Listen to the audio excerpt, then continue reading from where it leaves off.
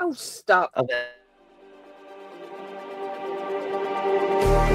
Just like the street lights lit this town, like a fire in a blaze, gotta burn it down. Can't be afraid to leave this out. We got this far, don't know how. I see danger in your eyes. They know we'll burn down the night. Coming just like the sunrise. You know that we gonna let it rain. Tonight, we gonna let it rain.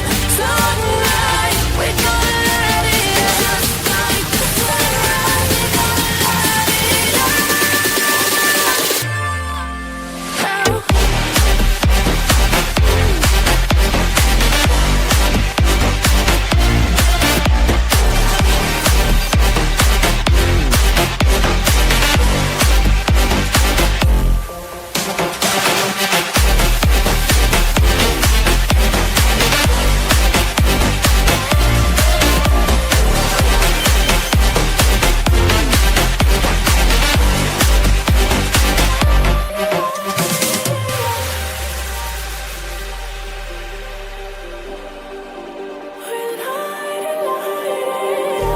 Just like a spark that's breaking out.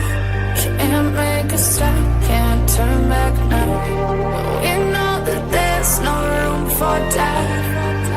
No, we can't turn back now. I see danger in your eyes. They know we'll burn down the night. Coming just like the sunrise. You know that we gonna let it rain. Tonight, we gonna let it rain. Tonight, we gonna let it rain. Just like the sunrise, we gonna let it rain.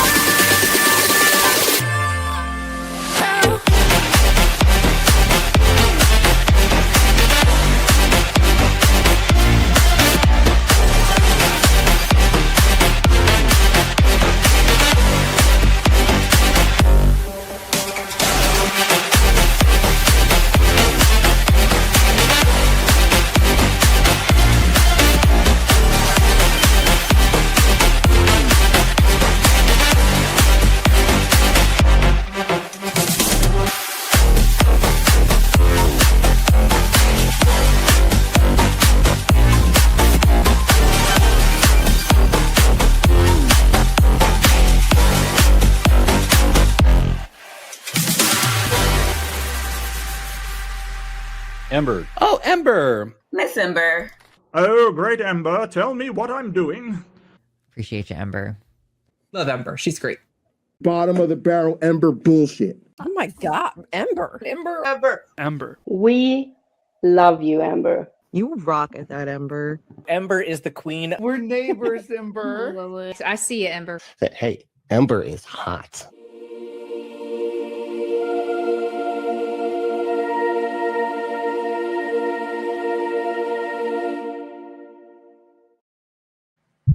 Hello, everyone. Happy Thursday. Are we all ready for bedtime? This is probably going to Yes, be horrible I for am. you. We're going to put everybody to sleep because we're learning why the hell do we even sleep today. I'm in my PJs. I hope y'all are ready. But I was just making a note because the intro didn't seem quite right to me. And I figured out why as it was going. I don't have the updated version of like right before a certain someone yells at me in that intro. AJ's supposed to say we're all going to yell at Ember now, and that's not in there. So it's the old version, and so I need to update it. So I'm trying to make a note so I remember to do that. Yes, we got AJ, Maya, and myself need to be added. So all the J&J people. Oh, Maya's in there. Oh yeah, she is. So I did see her. Okay, so it's just me. Yeah, I think. Okay. Let me double check. I may have the newer version as like a standalone thing, but I may have cleared it to make room for stuff for the fundraiser. Oh. I think I did. Kelly, say Ember, so she has something to put in. I'm playing with her. You already know that. I know. I'm saying I'm that gonna we mess can with just her have to every go day. search for it. Every day, but I'm not in there. I'm messing every day.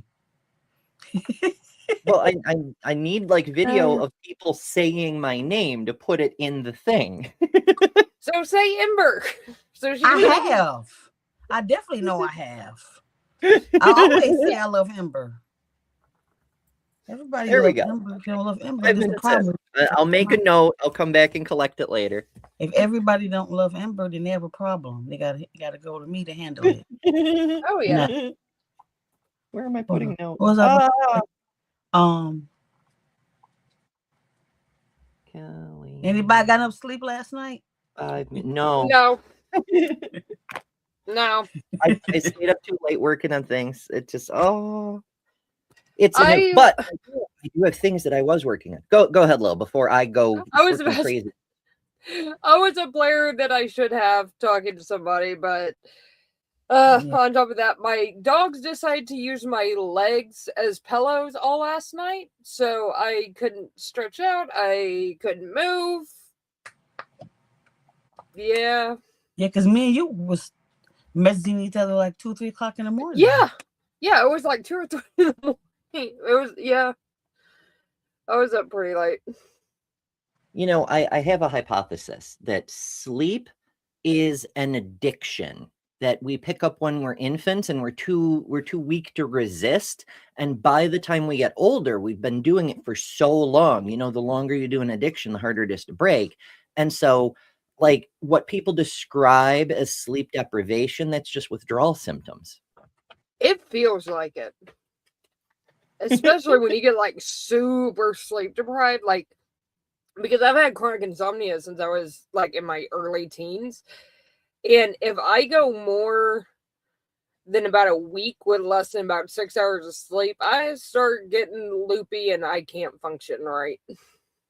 Oh, you can practice for that, though. You can just be loopy all the time, and then you get used to it. I could. Pain meds are fantastic for inducing that state. Oh my goodness. But yeah, it's weird how extreme tiredness affects your brain, because like your prefrontal cortex, where your consciousness lives, where your perception of self and stuff, you get prone to all kinds of hallucinations and weirdness, but the rest of your brain can continue to function. If you just ignore your awareness and behave like a robot, you'll mostly be fine, except you have slower reflexes, lower perception. Like if someone says something to you, it might take 2 or 3 repetitions for you to realize someone said something to you, because that's what your consciousness is for, is the active processing of data. That's why we developed it. We may do a show about that itself, but an inhibited consciousness limits your responsiveness, but the lizard brain will still work just fine. Mostly. Does our doctor have opinions today? Yes, she does, because she slept like a rock, of course. It's And of course, she can take a nap anytime she wants. She doesn't have YouTube shows to do. Maybe she should. We should put her to work. All right. So it's earn her key. That I was working on stuff. The first thing is, of course, the same thing I've been plugging all week because it's important. We are doing a fundraiser for Helen on Friday. Come join us and also spread the word. Do share. The link to it is pinned at the top of the chat. And hopefully you can join us. If not, do share it around, because the more people are aware, the better it will do. Aunt Jer says that an actual bonnet that you wear. It is. It's my sleepy bonnet. It was one of the very first things I got, because people were saying, and I'm prone to listening to people sometimes because I'm silly. A silk bonnet is good for hair growth. You wear it while you're sleeping and it like protects your hair from your pillow or something. And I don't know if it actually made any difference, but it sure is comfy. Yeah, I really need to get one. It helps to retain it, because it's that, or sleep on a silk like pillowcase, because that cotton is not. It cause damage to your hair. Yeah, because like I showed it earlier on one of the shows earlier this week that like my hair's down to my waist, but if I leave my hair down, it gets all tangled up because like of just like the pillow and my dogs and everything else. So I usually end up either having to braid my hair or put my hair up in like a really high bun so it's not like running into anything, which causes damage in and of itself. Yeah. When I was young, and it took me like a year to get used to instinctively moving it out of the way, because every time you change position in your sleep, you pull your own hair. And so you have to like train your muscle memory to move your hair without waking you up to do it. Yeah, I've never been good at that though. Like, I usually just have to like I said, throw it up in a braid or throw it up in a bun. It depends on how tired I am. See, that's all I do. Wash, put a little conditioner on, and walk out and walk around. And I just for like a week later, I spread with some water and a little more conditioner, so it'll stay curly. Then I wash it once a week. I don't do much to my hair. No, not at all. Dry shampoo is my best friend. Yeah, because that doesn't work. If I wash my hair, it will take, like, if I were to wash my hair before this show, it will literally take until I go to bed tonight, if not longer, for it to fully dry, because I don't blow dry my hair unless I absolutely have to. I don't blow dry mine either. I just air dry it. But hair problems. I really like blow drying my hair. I realize I'm just giving into the tangent. We're just going with it. But like my hair, especially in the winter when I basically can't go outside, I fucking love it. But sometimes like there isn't time or something, and I have this marvelous heater that I keep having to turn down because it's so effective. So sometimes I'll just like turn the heater to face me and like just let it low key blow dry my hair while I work. That would probably be something that I do. It's just like I just don't. My hair is so long that I have to try and keep it from getting damaged from anything. So I'm really careful with it when it comes to heat, because my hair gets like heat damage like crazy. So. Yeah, I've always sucked at hair care because when I was young, my hair grew so fast it didn't matter if I got split ends and shit. And now my hair grows so slow that I'm terrified to even trim it. So, and in between, I'm basically just kept. I shaved my head. I was just Sinead O'Connor for days. Part of it was the work I was doing, like as a repo agent. Not having hair was a big safety issue. I didn't So, see that. it's fine. But there's other things. So yes, mark your calendars. Join us tomorrow evening, 6 p.m. Eastern. We're going to have a bunch of cool guests, possibly more than are on this thing. And we're going to try our very, very best to help Helen. And that'll be super neat. Also, I just realized this morning, remember I schedule these shows out at least a week ahead. I just remembered this morning, today's Darwin Day. Happy Darwin Day. Happy Darwin Day. Who was the first man to have the unique combination of heritable characteristics to cause him to question God. Now, he went on a boat and he noticed lots of cool animals. And he went, these animals look kind of similar. I mean, it's the thing every kid has noticed, right? Like you look at a deer and you look at a bunny rabbit and you go, these two look really similar considering how different they're supposed to be. So, yeah. But yeah, Darwin wrote the book about it, as it were. So it's Darwin Day. Happy Science Mass, I suppose. One of the things that kept me up so late last night was I was working on stuff. As you may be aware, a little while back, I rebuilt the Space Pride flag. For anybody who's new, in 2024, Rachel Lenz created a pride flag out of NASA images. In 2025, the incoming administration of the 47th president deleted it because it was on NASA servers. So this year, for January 20th, I rebuilt it and added the parts that were missing to bring it up to the most modern, most inclusive flag. It went kind of crazy. It went as close to viral as I've ever gotten, which is to say, while the original post did get like a bunch of likes and a few reshares, bigger pages and channels and things took screenshots of my post and shared those to their own socials and stole almost all the traffic, which is how things work. But they went viral with a screenshot of my post. So there was some popularity.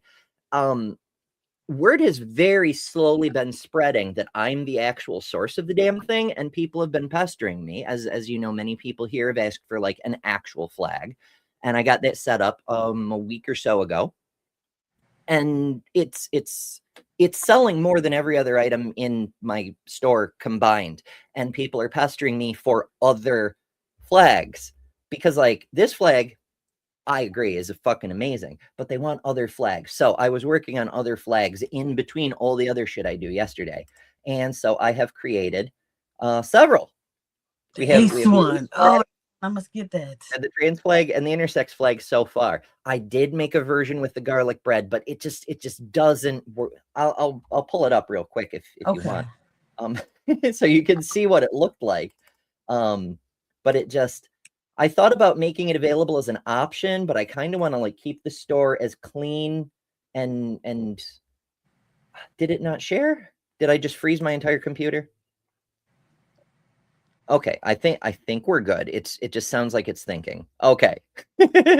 This is what it looks like with the bread. Yeah, I got it. Yeah. It was a fun idea, but it's just not the same.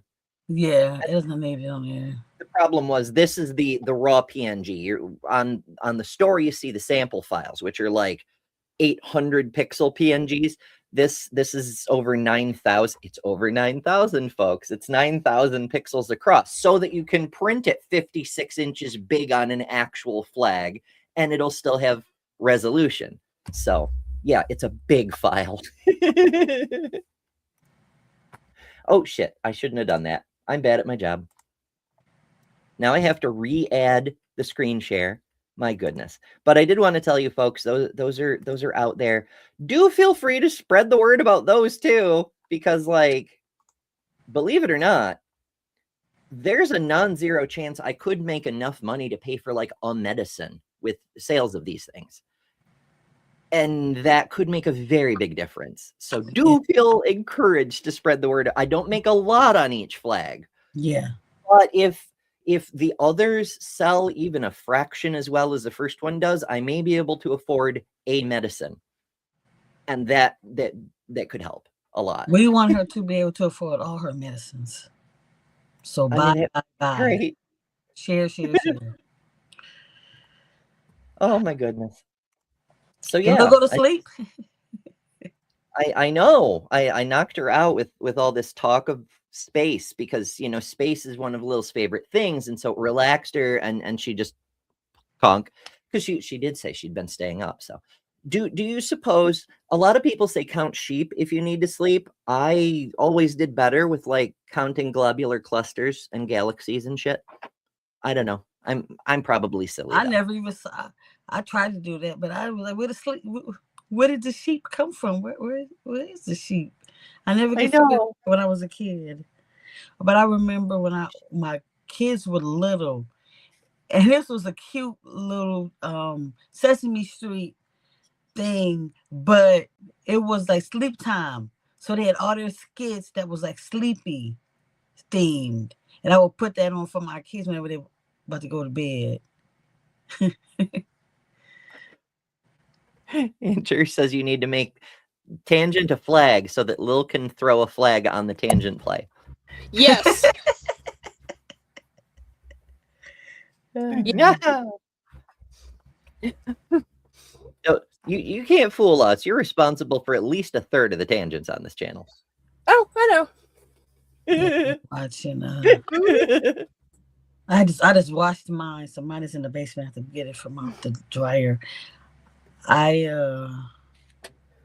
Train of thought. It was about sleep. Sleepy thoughts. Yeah. Like sometimes if I'm really tired, I can just go right to bed. Like when I was sick, I immediately go to bed, but sometimes I have to have music on a certain way. It'd be pitch dark. So I actually have like the little sleep mask. Because if it's not dark, I'm not going to sleep. But if I'm tired enough, I can. So sometimes I make a little sip of wine to help me. You ever sleep with sunglasses on just to make it darker? That makes me that song. I wear my sunglasses at night. I know that y'all, I'm old and I'm remembering something y'all probably do not remember. But it was a song called I Wear My Sunglasses at Night. And he wore these dark shades and was like in the bed to sleep. It came out in the 80s. Curry Haim, because it was Curry Haim or something. See, I'm 10 years older than you, but yeah. Yeah. I'm thinking about that I'm bad with famous people's names. If you put the song on, I'll probably know it. But if you tell me who I wrote won't do it here because of not great odds. I won't be demonetized. But yeah, it came out in the 80s. He was like a one-hit wonder guy or something like that. Yeah. But yeah. It's all good. It's all good. Jason says, I will dream sometimes specifically to test a design. I never go to bed with the idea of testing an idea, but sometimes because my brain just keeps churning away at things, even while I'm sleeping, sometimes it'll work up the solutions to things I had been thinking about the day before. Like one time I was working on dark matter, right? Like dark matter is weird because it's the placeholder of a thing that we know exists because of the gravitational influence it has on galaxies. But we don't know what it is, or even if it's matter, really. It's just a placeholder for this unexplained gravitational source. It's a term we use to hold the place of an as yet unexplained phenomena. And so I'm dozing, and all of a sudden I'm like just vaguely dreaming about galaxies and like stellar rotation within galaxies, how stars move. And I realized that a spiral galaxy looks an awful lot like a spirograph. And then my brain just like seizes on several stars and draws their orbital paths, and behold, it's a spirograph. And light bulb, it light bulbed so bright it woke me the fuck up. The stars, like everything else, aren't orbiting in perfect circles around the galactic core. Everything's orbiting in ellipses because everything does orbit in ellipses. And when you factor that in, that pretty much completely solves the problem of galactic rotation. So that's neat. I've had a few other things just pop fully formed into a few of these shows. In fact, I'll just be dreaming along, and then all of a sudden, an entire show concept with all the relevant research notes just bing there. I'm like, okay, I guess it's time to get up because my brain won't let this go. Yeah, that's happened to me a few times when I was doing research and stuff. I'm like, wait a second, hold on, and I'd like sit straight in bed, be like, oh crap. It's like, all right, I'm not sleeping tonight. I got a paper to write. Yeah. I remember when I was a kid, I used to have some dreams that would be like reoccurring. But it was one dream. I didn't tell my mom till I got older. She was like, why you didn't tell me about this dream? But I was sitting here and I went off my usual day. I go off to school. But then when I come home, my family's not there. It's another family in there. And they like moved or something. They moved or something. I don't know. But I'm like, where's my mommy? Where's my mommy and my grandma? Because they were mom and my grandma. No, they had moved away. We're fucking terrifying. Like Flight of the Navigator. It's supposed to be a fun adventure. What if you're a little kid and you find a spaceship and you can make it play the Beach Boys while you blast along the Fort Lauderdale coast? Fucking cool. But to get to that point, the kid gets abducted by aliens, time traveled because of relativity effects, comes back decades later and tries to go home, and a different family lives in his house. So like for the first part of the movie, he's like, am I crazy? This is my house. Where's my family? You know? Yeah, that was me in that dream. I woke up like, and I just like, what the hell? I never found my family in that dream. But I woke up. Yeah. My family, when I woke up, my grandma was in the bed. Decades ago. I don't know what you mean, kid.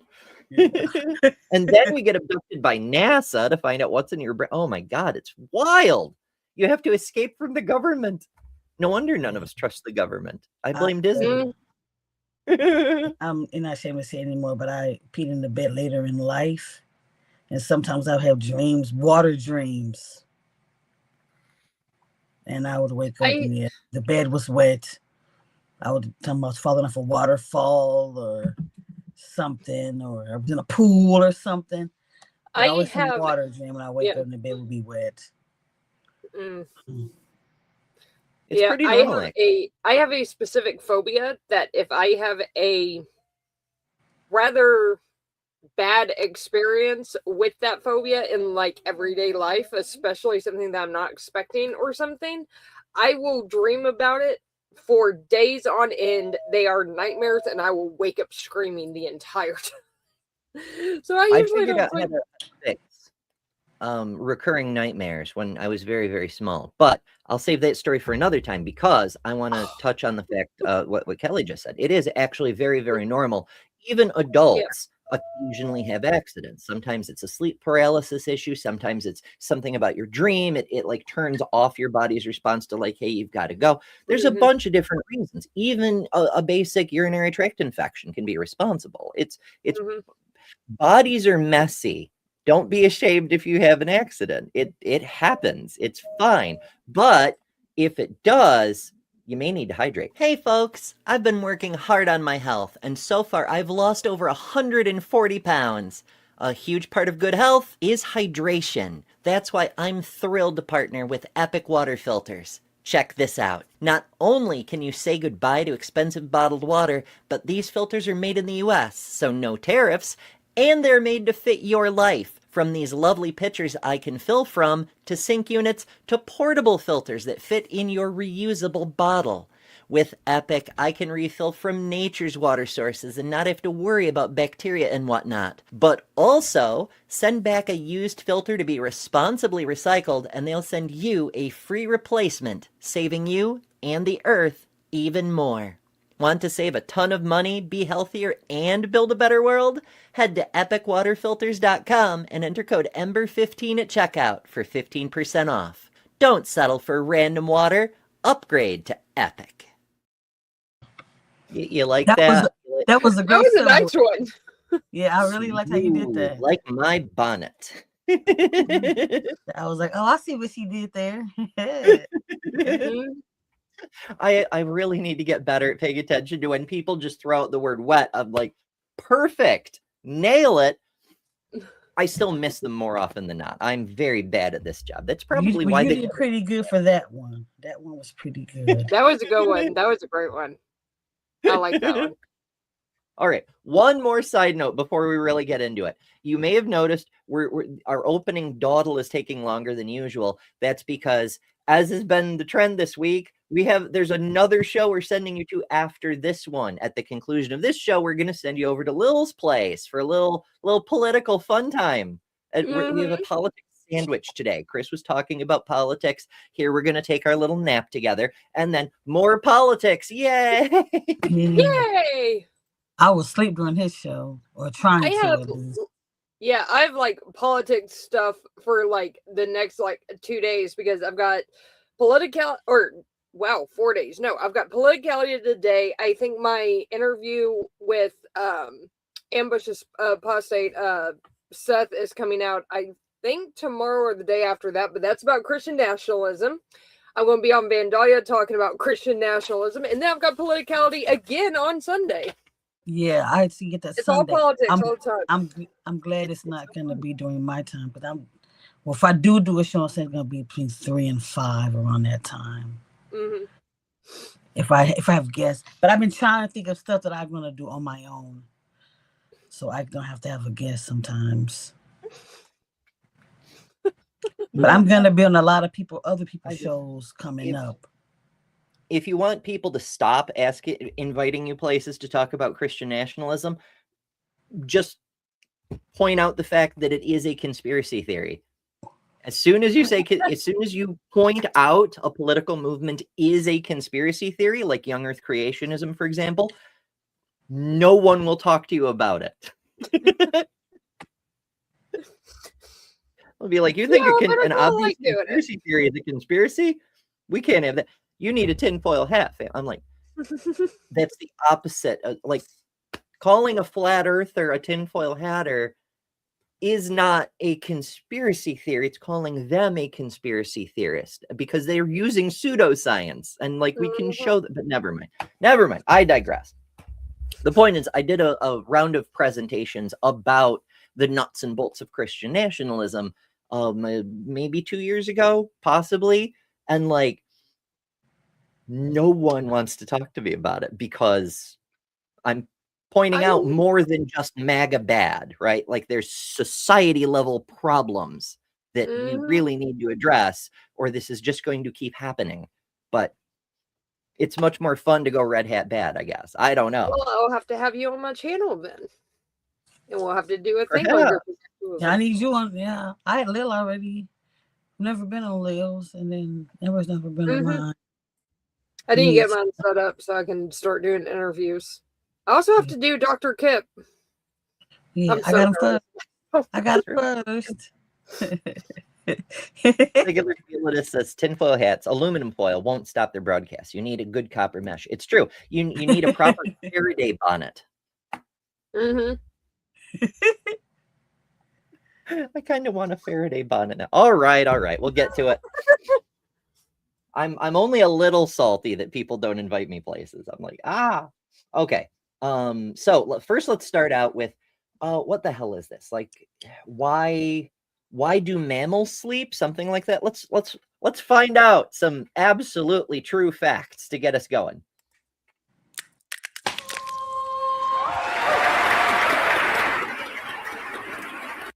Now, in case you missed that, it said the Festival of Bad Ad Hoc Hypotheses. Thank you. All right, so let's dive right in. Some background information. All mammals sleep.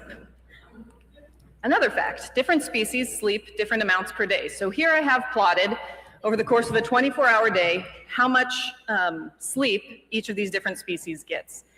And this is broadly accurate. I didn't check all the data, but it's also just a graph. Like, you can't tell if a brown bat is at 22 hours or 20 hours, or it's not that important, but it's broadly correct. And as you can see, there's quite a bit of variation here. That leads naturally to the question, why is that? And then more broadly, why do mammals sleep at all? My hypothesis begins from a third fact, and that is that all animals deal with stress all the time. But most stressors are temporary. We get a signal from something like a predator, we deal with it, and one way or another, it goes away. Not wrong. Life, by definition, basically, is the sum of all these stresses.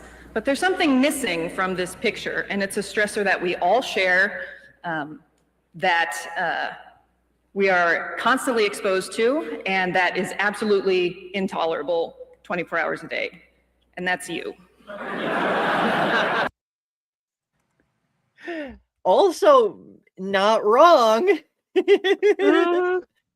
I mean, that's why there's so much in that self-help industry that isn't actually about self-help. It's about self-love. It's like, listen, you have to deal with you all day. It's really important that you be, cool with you, because if you piss you off, ain't nothing gonna save you. Yeah. Our thoughts and our feelings and definitely our personalities cannot be tolerated 24 hours a day. So my hypothesis is that sleep evolved as a mechanism to remove us from these stressors that we cannot otherwise escape from, our lives and ourselves. She may be onto something there. I know it's a bad hypothesis convention, but consider people who play video games 20 hours a day need much less sleep because they're already doing significant escapism. That's true.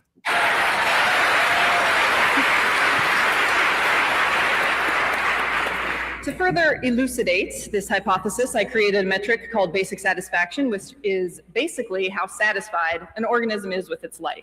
So here's my equation, where we calculate basic satisfaction as the sum of all our stressors, and each one is weighted by how we feel about that stressor. So when we look back at this graph of variation. Now, that does bear some merit, because like everything that stimulates us can also stress us depending on how we interact with it. For instance, sex. Sometimes sex is a nice distraction. Sometimes sex is a pain in the ass that you just got to get over with so your partner stops whining about it. And sometimes it's just kind of like, meh, I'd rather have some garlic bread. Mm-hmm. So how you feel about it determines how stressful it is. And how much animals sleep, we're actually seeing variation in how satisfied an organism is with its life. And this ranges from self-acceptance. So for those of you watching on tiny screens, the yellow side says self-acceptance. So the critters that sleep less are happier with their lives. And the critters that sleep more on the purple side hate themselves. Or at least they hate their lives. If that's the case, shouldn't cats be like pure self-acceptance, because they apparently think they're gods or some shit? They are. It makes me wonder, like, as a person becomes more depressed, we would expect them to sleep more. And behold, the prediction is confirmed. In animals that do not have to sleep very much, to basically self-loathing in animals that have to allocate most of their day to being unconscious. The poor bats. Now, without funding or grad students to do the work, it's very difficult to measure and quantify how an animal actually feels about these stressors, but it's relatively easy to look at the primary components of basic satisfaction in a comparative manner, and we get some pretty compelling preliminary data. For example, if you look at habitat, our high basic satisfaction animals, elephants and giraffes, live in beautiful grassland savannas, and we can compare that to our low basic. No, okay, there's a little bit of propaganda here, I have to admit. While the savannas are scenic, you're also like exposed and in the open, and also both of those critters like forests, and also it's very hot and often quite humid in those regions. And so there are downsides. Like, don't let her just paint a rosy picture of everything being all sunshine all the time, even though it is literally all sunshine all the time. But there are drawbacks. Satisfaction animals, opossums and brown bats, which live in caves and garbage cans. Now, again, we see the propaganda. While people tend to think poorly of caves that are full of poop and garbage cans that are full of garbage, as a person who was homeless for 8 years, let me assure you, there are some pluses. For one thing, a cave that's full of a fuck ton of mammals is warmer than a cave that isn't full of a fuck ton of mammals. And also, caves keep the weather off mostly, and garbage cans sometimes have lids, and sometimes there's even some not quite expired food in there. But, you know, so there's pluses. It's not all bad. Regarding diet, we have organic vegetation and fresh seafood, and we compare that to bugs and, not surprisingly, garbage. Now, again, propaganda. Survived off a grub, then we can too. Bugs are also organic. And garbage, I mean, that's just recycling, really. Yeah. Social structure. Both elephants and giraffes live in multi-generational family units. We compare that to bats, who have hundreds, sometimes millions of roommates who defecate directly on the floor. And possums. I know some roommates like that. Oh. And possums who are forced to carry toddlers around with them wherever they go. So this is another multi-generational thing, though, right? Like, you know, you walk around with your kids all the time in the herd, or you walk around with your kids all the time, literally on your back, which both of these things are very similar to the human experience, because as anyone who's ever had human children knows, they don't ever let go of your legs unless they can get their arms around your neck. No, they don't. Some dogs are like that too. I wonder which ones. A little one named Pixie comes to mind. Oh. And Kip. Well, I mean, in fairness, there is a lot we can learn from dog-shaped Kip. Meet Kip, named after a biblical scholar. Holds 0 degrees, yet remains deeply authoritative. At Kip Academy, she teaches advanced disciplines like ethical trait distribution, comparative couch theology, and vigorous face licking. Questioning authority is encouraged. Not all treats are created equal. Each snack undergoes rigorous evaluation using the sniff, lick, and stare methodology. Some are rejected, some are accepted, some are declared non-canonical. Ask Kip about theology, ask Kip about life, ask Kip if you should go outside. She will not answer, but she will judge you. Kip, named for a scholar, correct about vibes. So enroll today. I like how you did that again.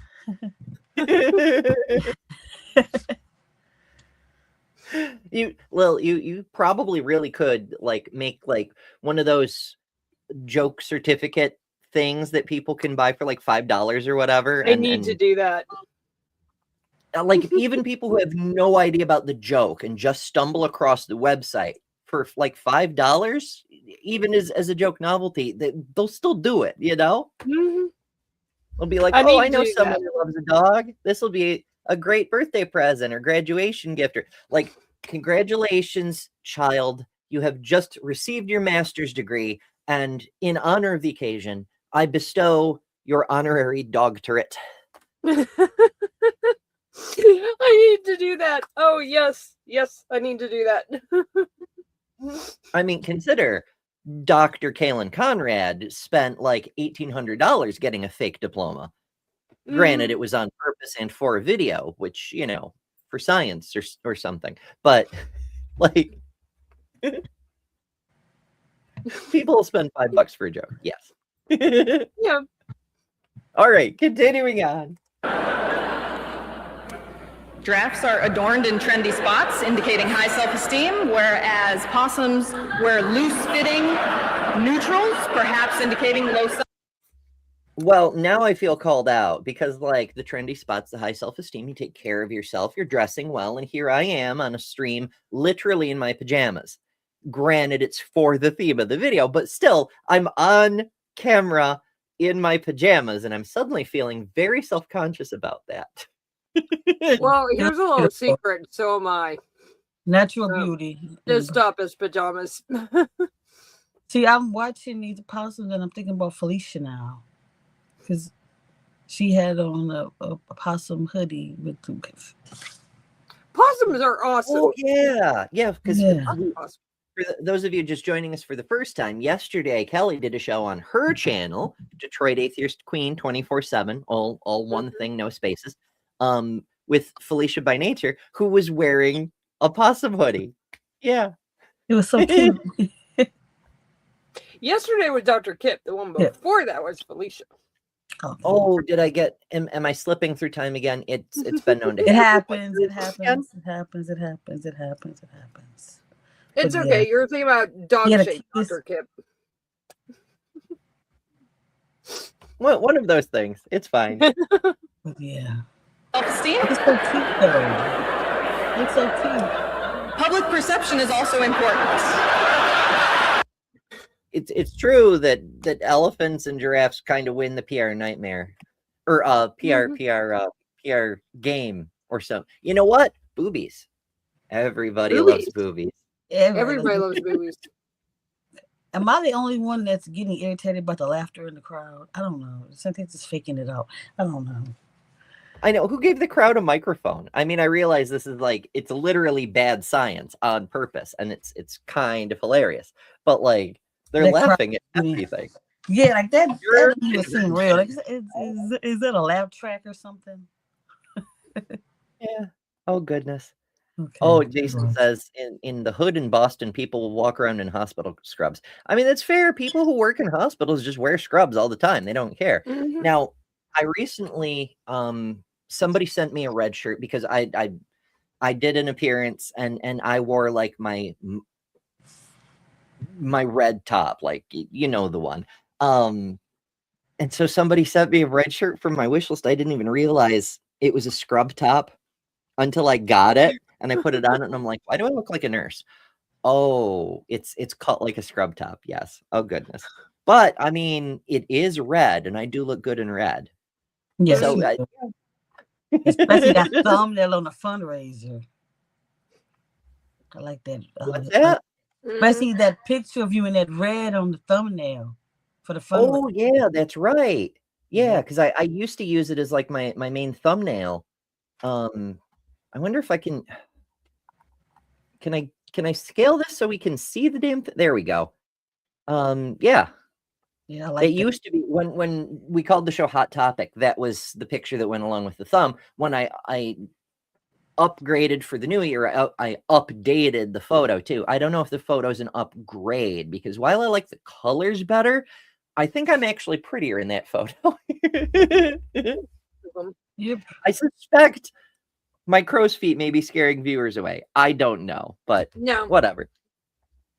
Right-handed Sith said, just don't leave the house in it. We all know what happens to red shirts on away missions. Oh, no, you are correct.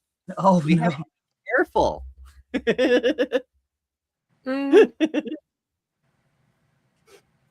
Oh, my. Oh, my.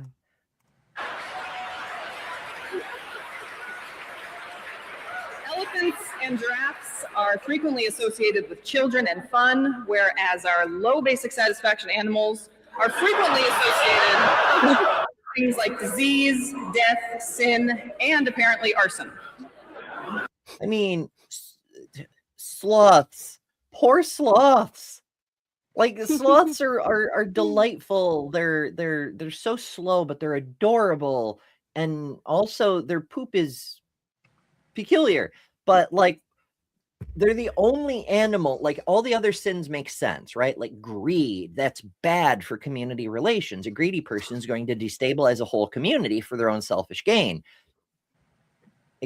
Exhibit A, the everything.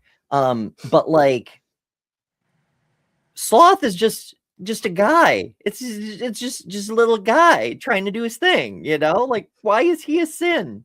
Can you imagine? You're just rocking around being yourself and some holy fucker with a big poofy hat comes along and is like, you in particular, your existence itself is sin. Fucking wild. Somebody has opinions. The offspring of giraffes and elephants are precocial and adorable. The offspring of bats and possums are neither of those two things. Behold, a bubble reappears. Did you request somebody whose existence is sin? Hello. Hello, Hi, beautiful. You just made Hi. my day. You made my day with your beautifulness. You are beautiful, sweetie. Okay. I'm still wearing my makeup from last night, so that's how sexy I am. You know what? Four beautiful people on this screen. I had a sleepover last night. Ooh. And I wasn't invited. You could have come. You have to come down to the Southwest. We'd love to have you come visit, Kelly. I love to visit. You all come visit. I would love to visit. I do like New Mexico. Do not do that because I do take that seriously. I'll be out in July. down here is the Oregon Mountains, which are the mountains that they use for the Wicked Witches Mountains and the Wizard of Oz. Oh. So you can get their pictures taken with those too. Yeah. Oh, that would be nice. Oh, I have a few. I used to live out there, so. There's a Neolithic cave up underneath it too, underneath the mountains. With there's supposed to be cave paintings. Me and Samantha couldn't find any of them, but they're supposed to be there. Of course, Henry wasn't cooperating. He didn't want to be in the cave. He wanted to go back outside. Oh, alas. Yeah. Why are we talking? Are we talking about how bats are the cutest animals? That's what we are, right? Something like that. Yes. bats are awesome. Bats are adorable. We've got all these cute critters. I mean, most days we have to just make do with a 9-second recording of Brie. It's okay. You can touch it. You can touch it if you want to. I won't tell anybody. I won't hurt you. I love that. I love it. I'll be like, let me make sure I did like. I know. Make sure you hit the buttons, folks. It helps a lot. Did I hit the button? Let me see. That's the whole point of that. I did not hit the button. I did now, though. See? Yeah. I convinced myself to hit the thumbs up button. Yeah. But that's the whole point of that, is to get people to hit that button. I look damn good in that little clip, though, don't I? Yeah, you do. Yeah, damn you good. do. Yeah. Someone you always do. Like, oh, please. Yeah, I don't think I've ever seen Brie not look just absolutely gorgeous and fantastic. Even when we was It's at the not back, fair. even when we was at the Airbnb for the back cruise, and she was just laying around and around. I was like, damn. Not fair. I was wearing my Maryland wig the whole time I was down there too. But it was a few times that you didn't have it on, but you still looked good. I was like every couple hours, like, hey Kelly, is my hair peeking at the bottom of the bag? I'm not wearing a wig at all in that video, in that clip though. Just that's all me. See, damn. See, natural beauty. I have actual real pretty straight long hair, but I like wearing wigs because they're fun. I have real curly hair. So you women have are gorgeous just hair. I'm naturally jealous of gorgeous your no hair. matter what. Yeah. Tell us your secret, Lilith. She's really Rapunzel. I am not one of those. Oh, really please. Rapunzel. It takes makeup and like some hair doing and not jumping on camera the second I wake up. Oh, you're not supposed to do. Oops. I can handle that 1, maybe 2 days a week. That's why I don't sign up for more morning stuff than that. I miss jobbing jugs most of the time. But I hate that because I really like you being on there with us. I know Sunday nights are my Sunday nights for my other work that I do is really a really big night. So I'm usually up late with clients at until like 2 or 3 in the morning on Sunday nights. That's why I always miss it. Oh yeah, well, I understand other things to do, but I'm just saying. I gotta make money, right? Hey, I understand that. Hey, I work Sunday nights. Sunday nights are Monday mornings. So what I'll usually do is I usually just go to bed early on Sunday nights and wake up at 3 a.m. work right up until job and jugs time. And so That on way my I'm up daily until schedule, because of the meds that I take, my daytime meds, I have to, like, once I take them, I got like an hour and a half to 2 hours before I'm going to be out, like crashed out. So I always take an afternoon nap about 1:30, 2 p.m. Until about 4. Because my meds do that to me. I got evening meds that put me to sleep too, but that's more beneficial. Naps are underrated. My nighttime, they don't make me sleepy, they make me cranky. But once I go to sleep, I everything still wakes me up, but I feel so heavy. Yeah. It's like my body's like, you need to go back to sleep. And sometimes I pull it off. I don't know. Sometimes waking up from just a short little power nap, like an hour and a half power nap, Sometimes that's the best. Woo! I'm feeling great, especially like if I got the puppers laying with me, like I got the dogs laying with me or something, and we're all like napping in a puppy pile. Those are the best freaking naps, I swear. I know. It's good we brought it back on topic though about sleeping. It's true. Puppy piles It's are our awesome. It's our natural instinct as a species to siesta, take naps in the afternoon. Yeah, because that's the hot part of the day where you don't want to be active, where you want to rest. Your body naturally says, "Hey, it's the hottest part of the day, time to rest." Because our species comes from freaking Africa, right? That's where we're from. So I don't know how much anybody here knows about Africa, but it gets fucking hot during the day in Africa. So from about 10:30 until about 3 o'clock, you're gonna want to be like just chillaxing. There's a lot of things just active at night, but our ancestors came from there. Australopithecus, Homo habilis, all of our ancestors were African, and in this environment where you would sleep through the afternoon, and then humans at that time were crepuscular, which means that they like to be active in the early morning and in the late afternoon, or not late afternoon, in the evening. Yeah, in the morning and the evening, and you got like 2 sleep cycles. I feel that in my bones. I noticed as a child that dawn and dusk were like the most high energy points in the day. I love nighttime. Daytime's okay, I guess, but like nighttime, there's stars and fewer humans. But you know, whichever you're a day or night person, dawn and dusk are like the thing, and then it's sleep through one or the other middle parts. I get the middle of the day is when I was a kid, that's my favorite part of the day. I get like terrible migraines from the sun now. Like just even the sun just being over there with my blinds closed, I can feel it right here. If I walk into a room that's bright, I can feel it. So I literally am a vampire. I'll sit in the dark all the time. That's why you're ageless, fabulous, and have minions, I guess. Yeah. That's why I drink all that blood too. People were like, "Hey, Bree, why you drink so much blood?" And now we know. That's what I was like. Ooh. Very confirmed. I would like mini blood, please. I was like, I know she was getting a little close to my neck during the week, then that weekend. I was like, yeah, I'll give you a bite. But so like, because we used to have, and some animals still have it, but we used to have, and there's a gland still behind there, your pineal gland, which releases, I think it was a melatonin. I think that it releases melanin, or it's one of those. No, melanin. Melatonin is a sleep thing. Okay, yeah, so I'm always mixing those up. It's supposed to, it tells you where the sun is and when to release melatonin and to make you nap.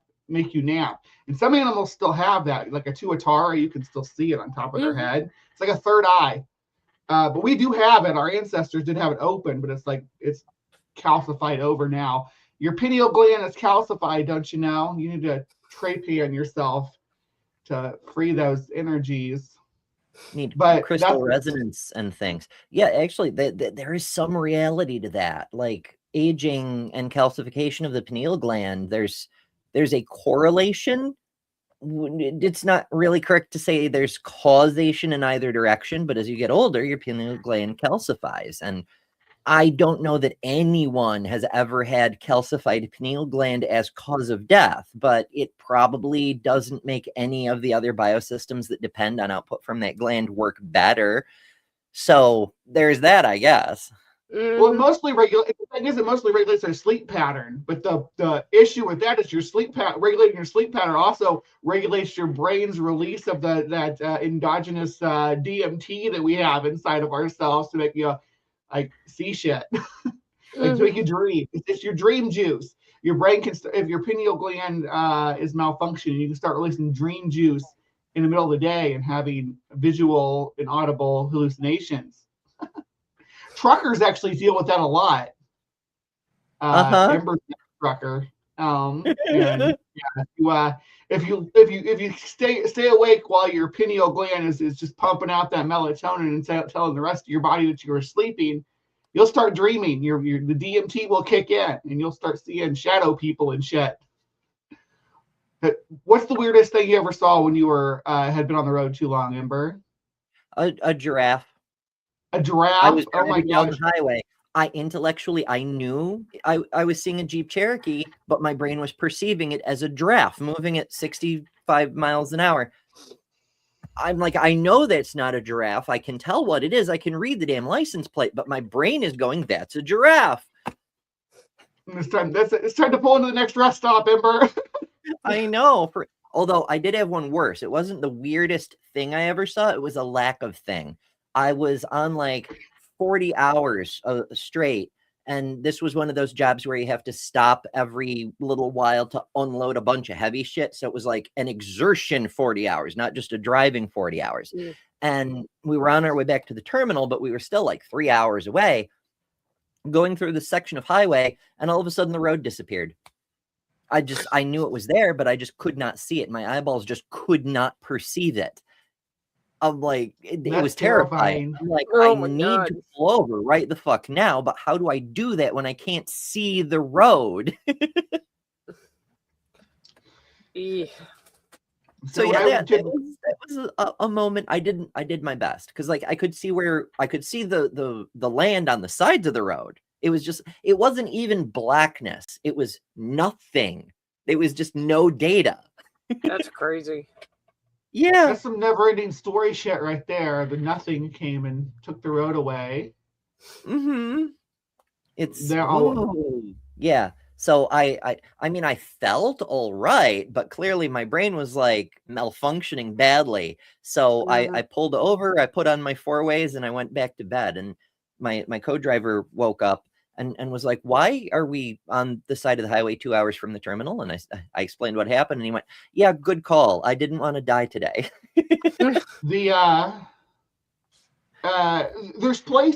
certain parts of the country. The U.S. has a big trucking industry, so does Russia. But there's parts of the country that are like famous for having that happen. Like the Superstition Mountains are famous for people seeing like shadow people and stuff like that. Like that's running through Arizona.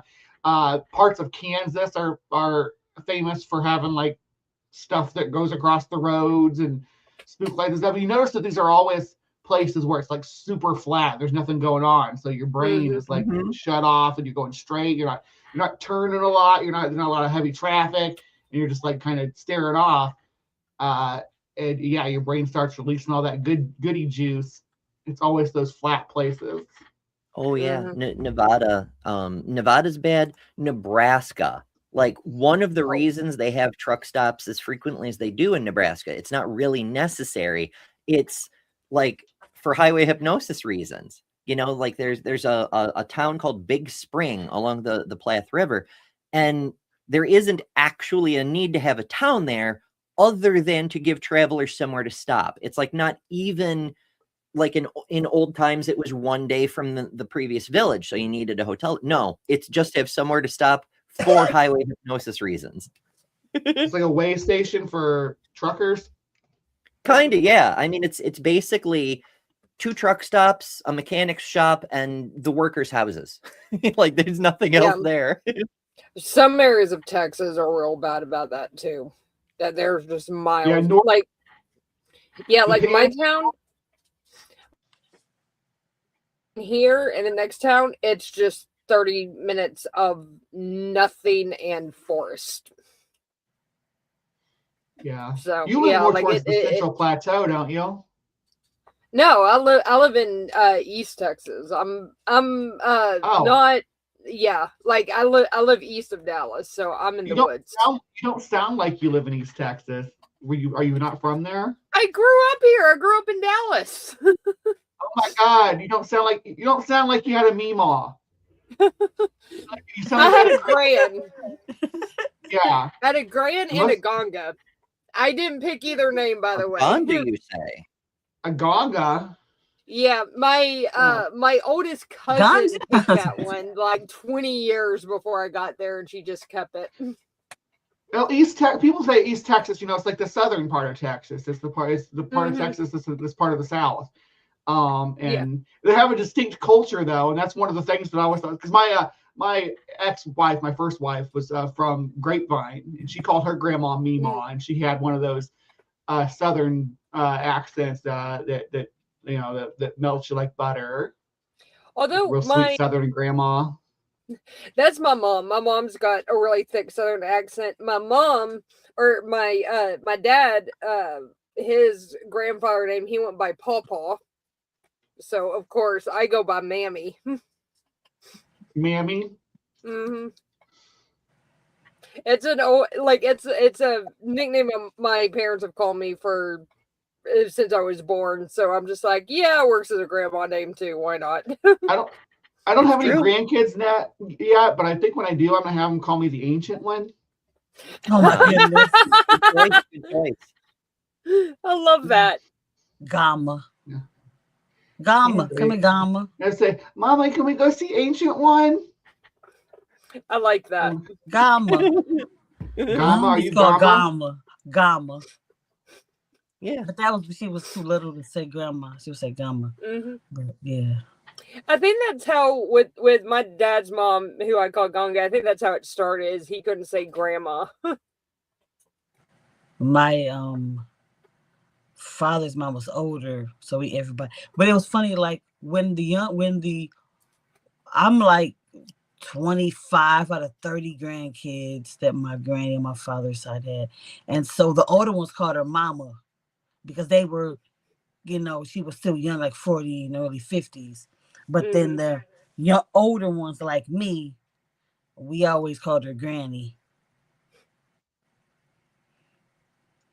Yeah, the same thing as my other grandma. The older ones called her mama, and then we just called her grandma. It's so weird when you think about the roots of these words, because like grandmother comes from mother, which comes from mama, which it's weird that it works that way, but it does. The Latin word is mama, which means breast. So like if you're a grandmother, you're an old breast. Languages are fucking weird. Greeny breast right here. I know. I have a little. So I need some, and I am supporting being merch. Let's know that. But yeah, I have a little extra. Called my I had a great grandpa that we called Pop, and he was born in 1899. And hell yeah. when I first met him, like my dad was like, "Don't call him Pop," and I'm like, "Okay." Everybody called him Pop, so I started calling him Pop, and because they wanted me to call him Great Grandpa, I'm not gonna. That's a mouthful. Pop just Pop. Mm-hmm. Yeah, my great grandpa on their other parents' side was he was a Navy vet, and because they like had like so many other grandpas, they called him Poppy. Mm-hmm. I called both. I called both the ones that I knew Papa. My mom goes by Nana, not only with my kids, but then also with my grandson too, because everybody calls her Nana. Her name's Nancy, so. My great grandma, we called her Mama. That's weird. My great grandma, we called her Mama. But yeah, she was born in 1865. I'm sorry, 1885. I'm sorry. Ugh. Oh, good year. 1885. I heard that. And she was leap year baby. She was a leap year baby too. She was born in leap year. Sorry, this is off topic, but are there actually people out here defending Pam Bondi at this point in time? Holy shit. Yeah. Oh. Yeah, there are. I don't know. And it's like she wouldn't even look at them girls. Them girls stood up and raised their hands. She wouldn't even turn around. Yeah. God, she's such a piece of shit. Because I watched the entire hearing. It was equal parts. I was laughing my ass off at her fucking antics, and then like just completely rage filled too. Like it was both. It was cover it a little bit yesterday, but there's so many parts that are like, sometimes there's Schadenfreude, it's true, but some points it's so fucking infuriating. Mm-hmm. Very much so. We will be covering that on Politicality, by the way. Obviously. Oh, good. Yeah. So I'm so tune into glad. Politicality. Is that today? On today's Yes, show? it is. And Sunday. That's what time? What time? Right after here. Right after Speaking of this. Right 1 o'clock after here? Eastern. Mm-hmm. 1 o'clock Eastern. Politicality with Joe and Lil. Mm-hmm. And will the channel bump them automatically over there, sweetie? Of course. It You know my should, favorite feature is the live Yeah, redirect. so hell yeah. So we're set for that. Yeah, I would definitely be watching while I'm laying back down. It's also one of the reasons that we're so prone to tangents today, because we're going right up to 1. 1 p.m. Yeah. Well, I came in here too. I'm not in here most days. Most days I'm not No, in here it's always distracting enjoyable to have you though. these girls from the conversation. But I did come in talking about sleep though. We talked about we talked about the sleep cycle of crepuscular mammals. We talked about the pineal gland, and we talked about your brain releasing shit to make you hallucinate. Sometimes it does that on its own. Sometimes it's I haven't slept enough. But if you want to continue the video, I'm down. Or if you don't need me to go away, I can go away. Never. No, we love having talking you about the around. hauntedness. Speaking of sleep. My goodness. Yeah, we can finish this one up. I do have a bunch more stuff to actually answer today's question, but we've got time to finish this one. What baby is that?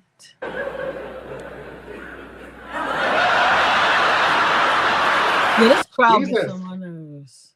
It didn't sound that loud from the side chat when I was watching, but goddamn, that mic'd audience or canned audience that they have. Jesus. Yeah. I don't know why they mic'd the audience. It's really not necessary, but yeah, like they're irritated. Whatever. But yeah, that is a funny picture. Like elephants are very self-satisfied, I suppose. Exactly. I think this picture is worth 1,000 words, so we don't need to sully it with. But we can compare that to brown bats, which have 2 phases in their reproductive cycle. The first phase, the active phase, is actually just like a crazy sex party. Well, they will mate with anything. And I am positing today that you can't feel too good about your life if you're willing to try to make a baby with the wrong species. And the second phase is actually a felony in our human courts of law, so I'm not going to describe it in this family-friendly event. If you must know, I direct you to the internet. Do not check the internet. Don't tell me how to live my life, Ember. I torment myself with the internet. In fairness, so do I. Like, folks, it's been, shoot, how long ago was June? My goodness, it's been many months since I had a non-internet related income of any kind. So I'm only still here because of income from the internet. Just like don't look up the certain things. You know what I mean. I don't even have to say them. It's fine. All right, finally, the ultimate sleeper is the koala. They sleep up to 22 hours per day. And I thought initially that this would just punch a big hole in my hypothesis because they're perceived very positively and they live in nice eucalyptus forests. However, when you dig into their biology a little deeper, you get some pretty dark stuff. You probably know that they eat eucalyptus, but you may not know that eucalyptus is actually toxic. And in order to eat eucalyptus and not die, the mothers always feed the babies their poop. So their diet is exclusive. They have the same diet as Republicans.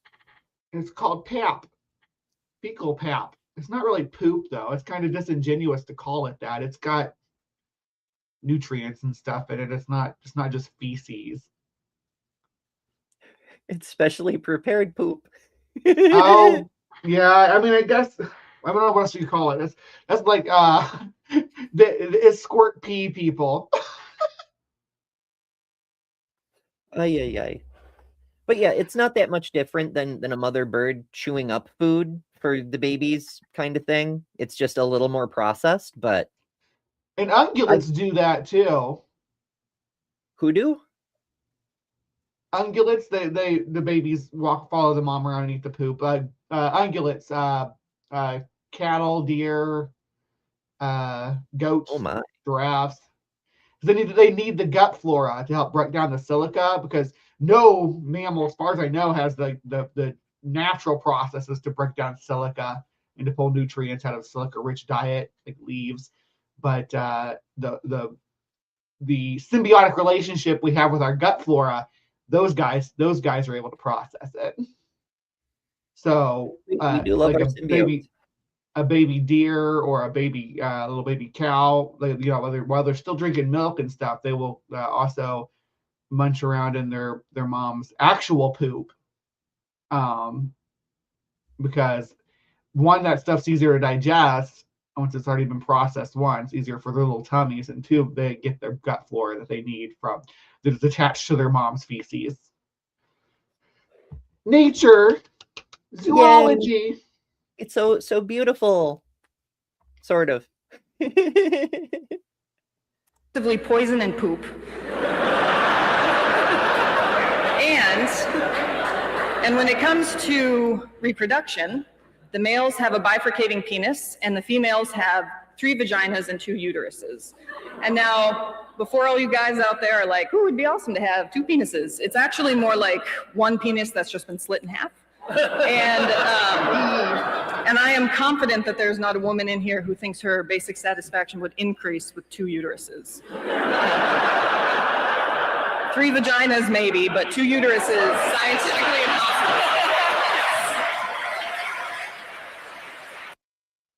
Valid. And that brings us back to what we were saying at the beginning of the show. Helen had major surgery. Now, she hasn't been exactly shy about exactly what it was about, but it's not really my story to tell. But suffice it to say, one uterus causes a lot of trouble.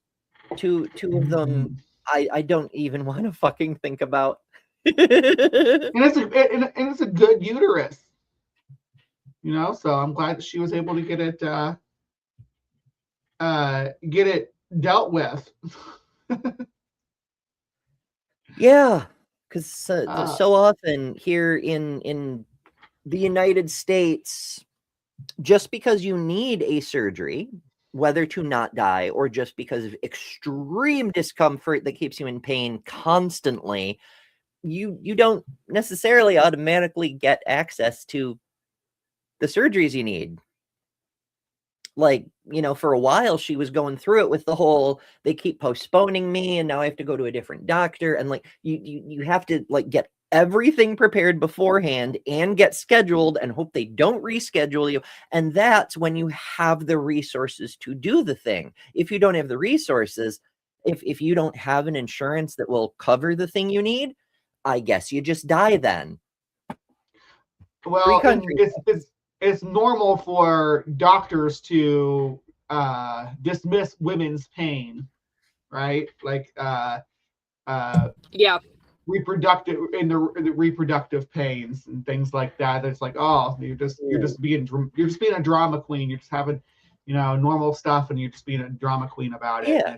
It's like double misogyny. It's because of this misogynistic idea that women are the weaker sex, and so everything hurts way worse and you're not really hurting, coupled with the, oh, well, you just think it hurts because you're the weaker sex. It's fucking circular. But you touch on a really important point. Somebody should warn trans people. Like, there's a lot of things they tell us about possible complications with transition, the risk of blood clots and muscle changes and all these other things. But they really should warn us about the medical industry itself. What they never tell you about being a woman is that you're going to start accumulating medical issues that never go away. Not because you're incurable, but because not treating you is how the medical industry treats women. It's almost comedic. Yeah. Especially like being a black woman, it's known that they think all you want to do is get drugs. That's why you complain about being in pain. Well, being black, it's even freaking scuzzier than that. There's traditionally there's this idea that black people don't feel pain as much as white people, so you all don't get as much painkillers and shit like that. That's fucked up. I remember crying, and it was like, we don't see how you're in that much pain as you say you were. Yeah. Yeah. Yep. Yeah. I don't know. And then there's also that whole thing about how whenever like it's a stereotype, but when a man gets a minor cold, he's completely incapacitated, you know? Oh yeah. Say la vie. All right. So brain basics. Why do we sleep? I really, as you know, I really like to answer the actual question of the episode while we're still in the episode. And we can go into other things like why do mammals sleep or why don't we hibernate? And we'll get to whatever we have time for. But the main question is why do we sleep?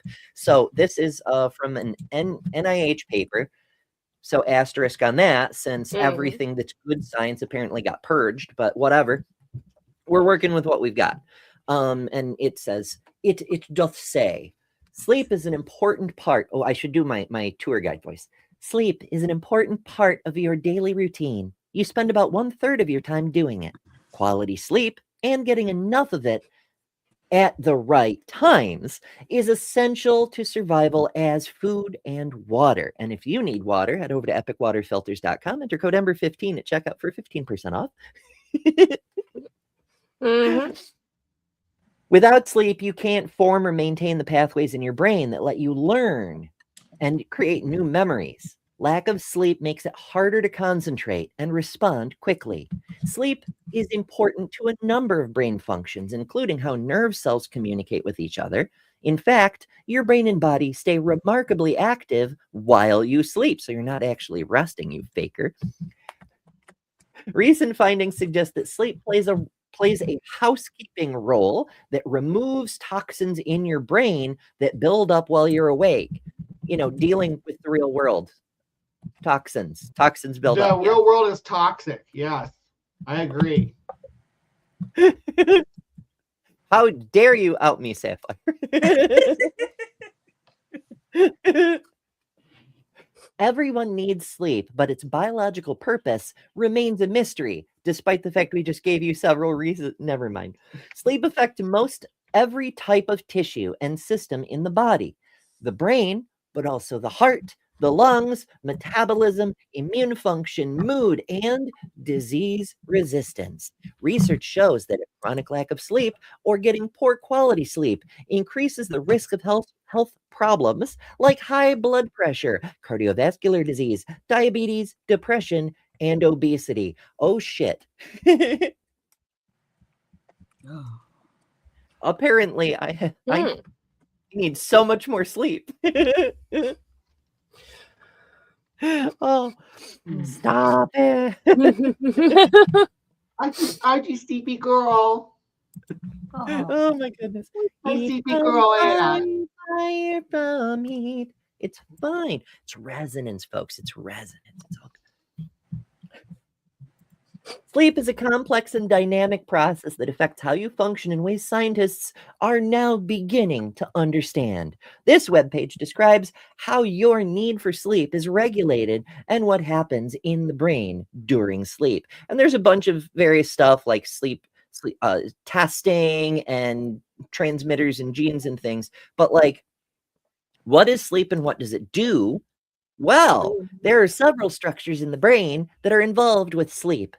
The hypothalamus, a peanut-sized structure deep inside the brain, oh my, contains... I totally misheard that. I was like, wait, what? Yeah. Hypothalamus, a peanut-sized structure deep inside the brain, you pervs, contains a group of nerve cells that act as control centers, affecting sleep and wakefulness. Within the hypothalamus is the suprachiasmatic nucleus.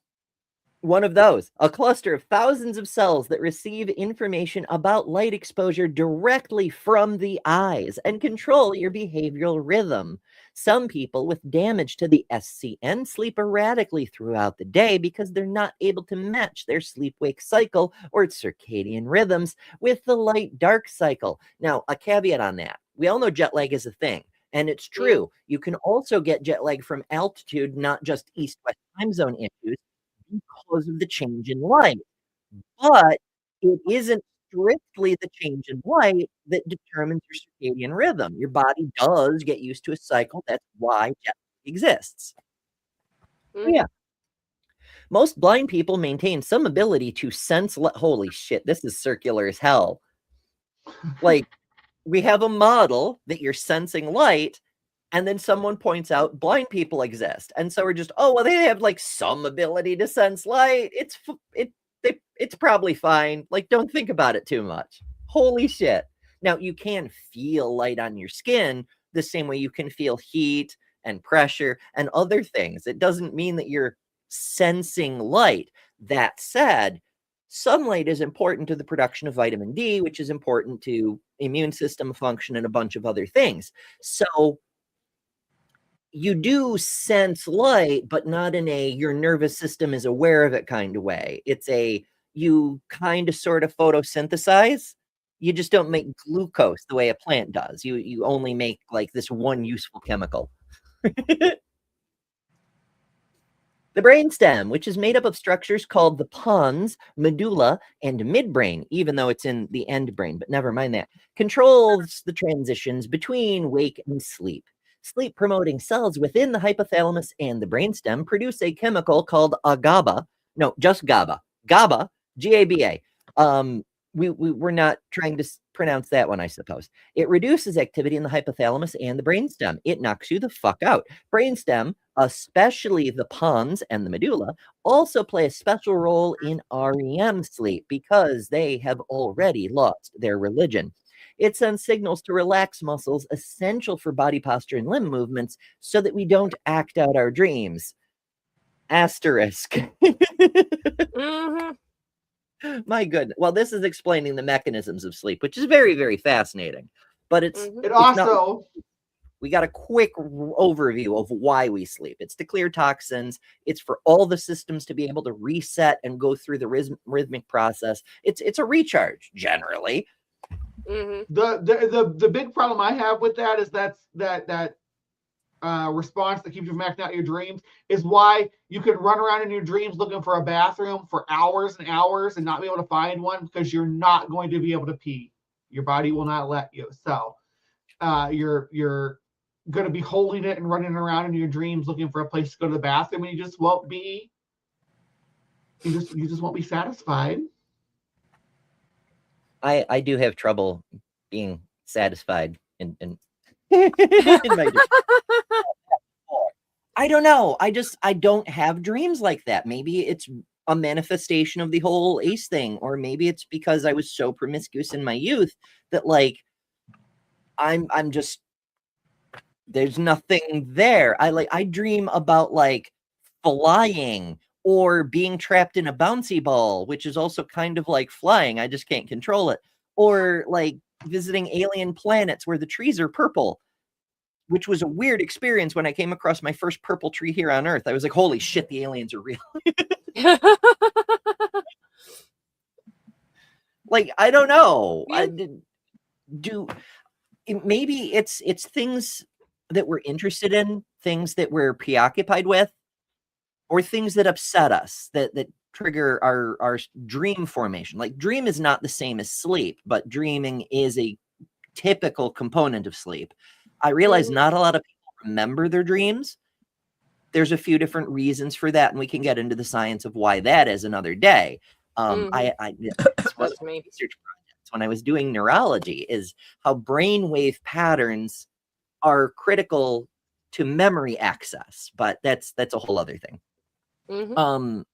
But your brainwave patterns are different when you're sleeping, which may be why so many people have trouble remembering. But I digress. How dare. This is actually a good point. I have to dip out because I have a show in 30 minutes and I need to go eat something. I may be watching after. Maybe. Get ready. Be prepared. Be prepared. Can you tell my meds are starting to work? All right, guys. Thank you very much. I will see you ladies later. Bye. Love you guys. Oh my! All right, enough babble from me. What are your folks' thoughts on And then there was 3. sleep so far? Why do we sleep? It's because I'm so tired, boss. Because I'm tired, boss. Why do we sleep? I sleep to escape from this hellscape that I actually live in into a dream world that's sometimes better.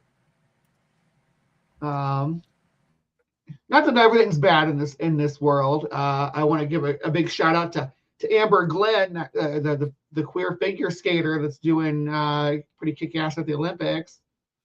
Hell yeah!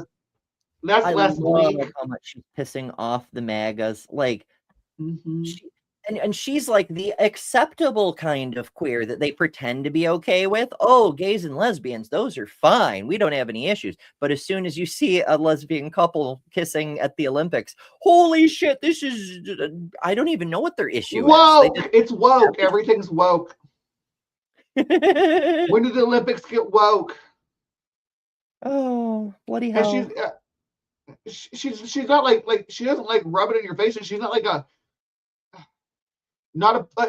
she's just a regular woman. She's not like being like queer in your face about it or anything. She doesn't have blue hair and a septum piercing or anything, right? So, but she still pisses them off. Well, I mean, she is a figure skater, which means that she has blades on her feet. Yeah. I mean, and in some ways, that's like even more rebel flavored than blue hair. My hair.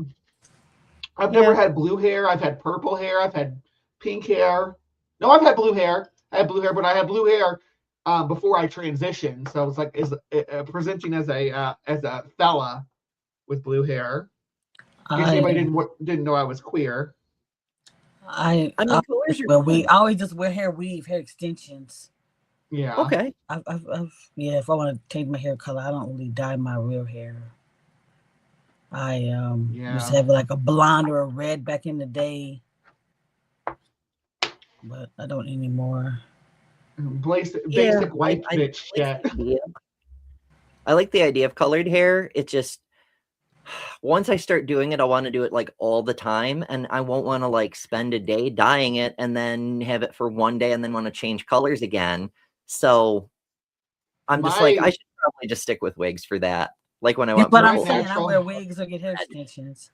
My natural hair is very thin and very fragile. It's doing a lot better than it was. Like it's coming back with the regimen I'm on. Well, it looks nice in that little sexy thing. Yeah, I have very dark, straight, like sleek hair naturally. Sometimes there's a little bit of a wave to it, but I went and got it cut, got all the ends trimmed off of it.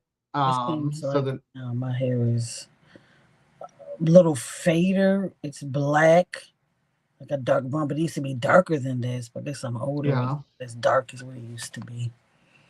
You got it. Do you like a splash of silver in there for? No, I have a little bit at the top, but it's just because I'm about to put some rinse on it. Yeah. But I think it's gives it kind of a having like little like salt and pepper kind of in your hair. It's kind of sexy. Yeah. So's my age. Well, there's nothing wrong with your age. You can be sexy at your age too. You know that, right? I've seen pictures of you being sexy. I know you can be sexy. Yeah. I try to compete with you, but I don't really go so far. Oh, I go overboard. Actually, I guess I embarrass my brother because we're twins, right? So. Oh, really? We're identical twins. To know that I didn't know that. Be sexy if he tried. Yeah, it's like if I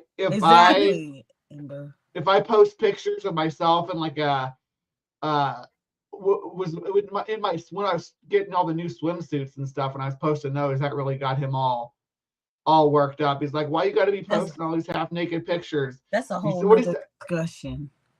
Yeah, I won't get into that though. I could go Yeah, on. that's what I could I'm go on a saying. I rant don't about either. my That's a whole brother. nother discussion. You know. Well, I'll say that my brother doesn't like me either. You know, it's funny because it's like you're not the first guy to be embarrassed by his sisters posting sexy pictures. It's not like that's not a new complaint. Get over it. Yeah, my brother got mad. I was used to be a exotic dancer years ago, like years ago, and my brother he went to the club to patronize the club that I was there. He did not like that at all. Oh shit, that would be uncomfortable though. I can see that being like super. And he was so mad. But the first he was like, "That's your sister for real?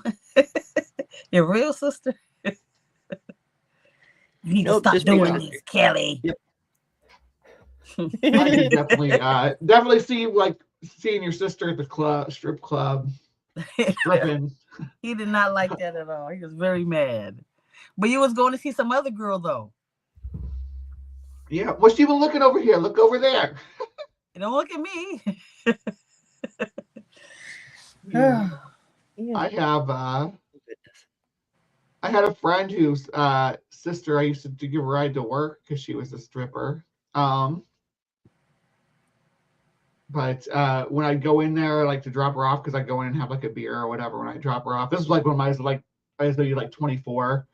But people get all like pissed off at me for not giving her money while I was sitting in there drinking. I'm like, I gave her a ride here. What are you talking about? Like, I'm not going to give her a ride here and then pay her when I get here. She should be paying me, but she would buy me a beer. Yeah, it's a thing normal people do for each other. Now, I do. That between that story and Aunt Drew says you don't need to stop dancing. He needs to go to another club. Right. Like, one of my favorite things when I was a repo agent, one night we did extraordinarily well. We caught several skip accounts, which pay more because it's not just the car retrieval, it's the detective work to find the damn people and then retrieve the car. Yeah. And so the boss was the owner of the company. He was in a great mood. And he was like, you know what? We're taking the rest of the night off and we're going to the strip club. And I'm like, oh, do we have to? Because I'd rather have garlic bread or, chase down people who are trying to hide their cars from me so I can steal them. Land pirate. Avast, ye lubbers. But he insisted. So we went to the strip club.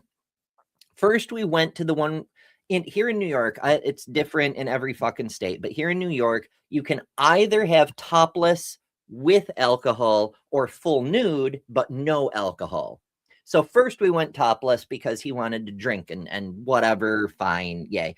Had a couple of drinks there. And then we went to the full nude place. And at the full nude place, I realize I'm going to be demonetized for this story, but like there's these people like right up at the edge of the stage talking business because business meetings at strip clubs are a thing, I guess. And they're like engrossed in their conversation, talking away, and the dancers dancing. And if you've ever been to a strip club, usually strippers have 3 songs. The first song they just rock out to and get the crowd excited. The second song they do their actual stripping, and the third song they're fully nude, strutting around, being all erotic and shit. So the first 2 songs go by, and these business dudes, they do not look up. They're just engrossed in their thing. The third song starts, and the performer's fully nude, and one of the guys happens to look up, and he goes, Amanda, and she goes, Daddy. Oh, I'm like, this is not. I wish we'd had like phones where you could record shit at the time because oh my god, it was.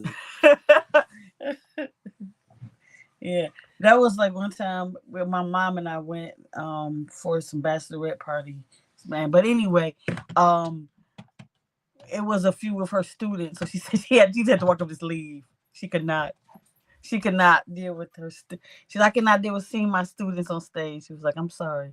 She had to just leave. I'm just like, no. I don't know.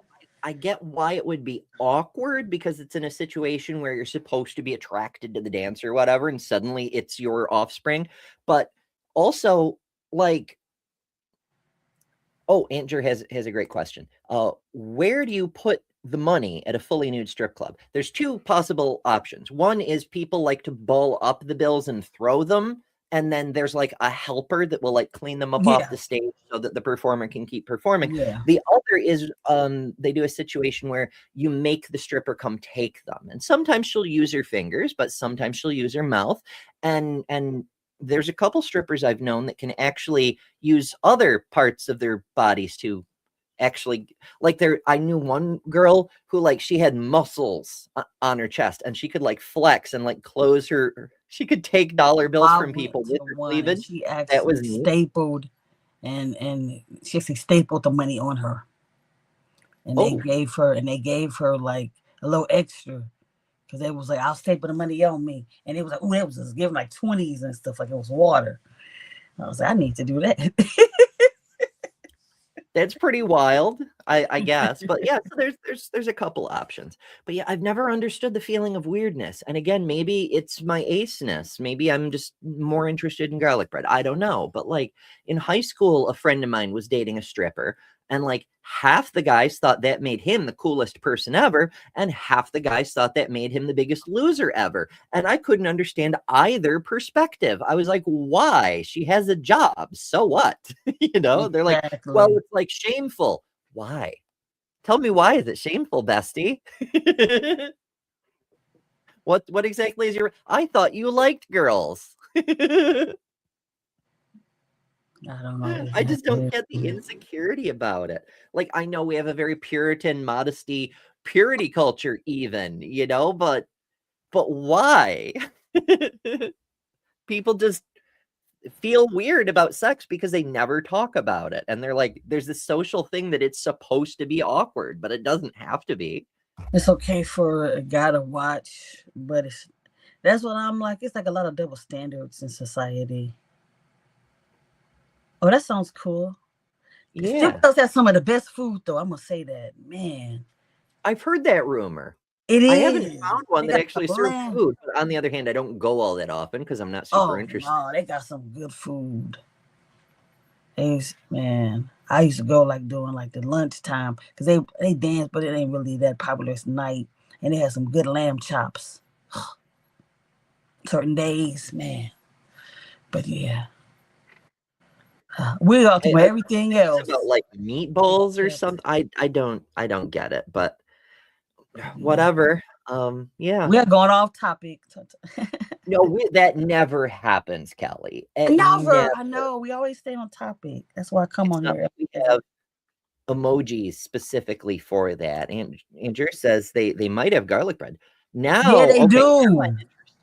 I can absolutely put up with a smelly joint with sticky chairs if there's garlic bread. Yes. All right. But to the actual topic, we do still have a little bit of time. Let's look at some PBS material. Why the fuck do we sleep? Maybe we'll get like a conclusive answer. Like, we've had some reasons, some things that happen because of sleep, but why do we do it though?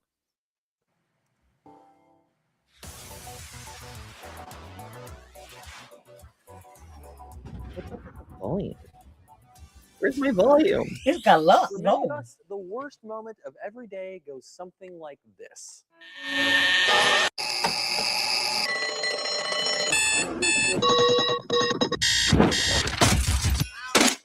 Honestly, I'm always up before. I have alarms set just in case, but again, I live in a house with 3 large men who are up. Someone is up at all hours, so I don't sleep really. It's always loud here. That noise marks our daily return from the mysterious world that we call sleep. We spend 1/3 of our lives asleep, yet other than the odd snapshot of a dream here and there, most of us have no idea what happens after we close our eyes. Luckily, we're in good company because there's also a lot scientists don't know about sleep too. For a long time, it was just something that happened. Everyone assumed that our brains were hitting the reset button and just turning off for a while. But in the past few decades, I wonder what people thought sleep was for when they thought the brain was just like for cooling the blood. Like, was it to let the heart reset and make them or whatever? I don't know. I'm curious what the ancients thought. it's become clear that sleep might be the single. It was your time to visit with your ancestors and go to the spirit world and all that stuff. The dream walk. There was a whole other world that you had to participate in. Okay. You couldn't always remember what you did in it, but you lived another life in your dreams, right? You know, that's So some dreams like carry over from the previous time I dreamed that dream, but other dreams are like standalone one-offs. Yeah. But I can understand why some people who, like, after a certain number of repetitions, you will start to remember your dream even after the dream ends. You'll be like, I'm having deja vu about my dream. Like, the brain will notice. It's such a weird thing, the metacognition of noticing the brain state you're in and remembering that because of the repetition. Brains are weird. I don't hate when I wake up from a dream and I want to finish to see what the hell happened. I'll be like, damn, that was a good dream. It's like, what the fuck happened? It's like a movie getting cut off by your stupid alarm clock. So mad. Like, that was a good dream. Unless I'm running around looking for a bathroom, and then I'm glad glad I wake up because I can actually go pee. But my body's so programmed that I wake up like 2 minutes before my alarm goes off, like consistently, which always sucks. It sucks to look at your alarm. It sucks to look at your clock and see that it's 2 minutes until your alarm goes off. Because what are you going to do with those 2 minutes? You want to go back to sleep, but you can't. It's just going to be 2 minutes. I mean, I'll be like, you'll just get. Well, I don't know. I think alarm clocks are like the worst thing ever. So I have to get up. People need to be on time for things because our society is horrible and not built to favor humans living in it. But like, it's just, you start your day off stressed because you haven't gotten enough sleep, and you have to just get over it. And so you're already taking a medium-sized stressor and just eating it, and that's the start to your day before you even get your coffee. That can't be good for your health long term. You're not well rested. Most people do not get a good night's sleep. Like, regardless of your situation, you most likely do not get a decent night. Sometimes you might, but on a regular, I think most of us do. Yeah. I mean, I rarely wake up feeling refreshed. That's why I was talking about the naps being so wonderful, because after, not getting a good night's sleep the night before, a nice nap is just what the doctor ordered. All right, you've convinced me. I'll actually try to take a nap today. No promises, though. Help Ember nap, everybody. I know I need to ease my anxiety, but you know what would ease my anxiety? A nap. Some sale. So people picking up some flags and shit. So tell your friends flags and shit. You need one of these flags. Everybody does. It's true. And I am going to be working on more. They do take a minute because I have to go through all the space photos to find the ones that'll fit just right and very, like yesterday making the ace flag. I'm like, what the fuck am I going to use for the gray in the flag? It took me a good half an hour before I landed on the moon. See, I like the ace flag, probably one of my favorite ones, but I'm air ace, and that's kind of ugly. I mean, it's okay, but I like the regular ace flag better than the air ace one. Yeah, I mean, regular ace is fine.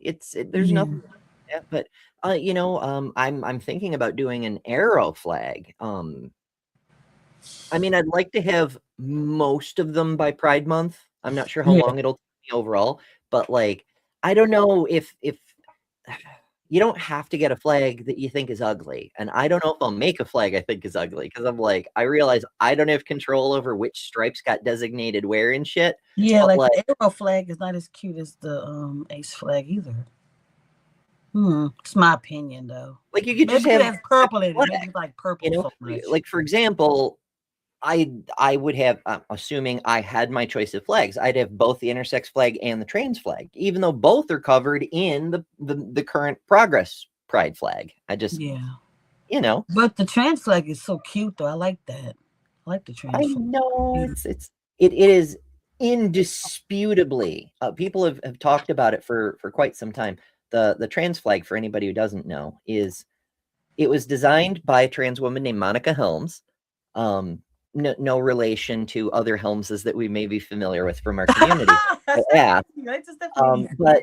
yeah, it's blue, pink, white, pink, blue. It slaps. It is the best flag design in the whole fucking community, and nobody understands it. Like, everybody gets that the light blue is for boys and the pink is for girls, but everybody thinks the white is like for the purity between them and for the union of the sexes or something. No, it's non-binary.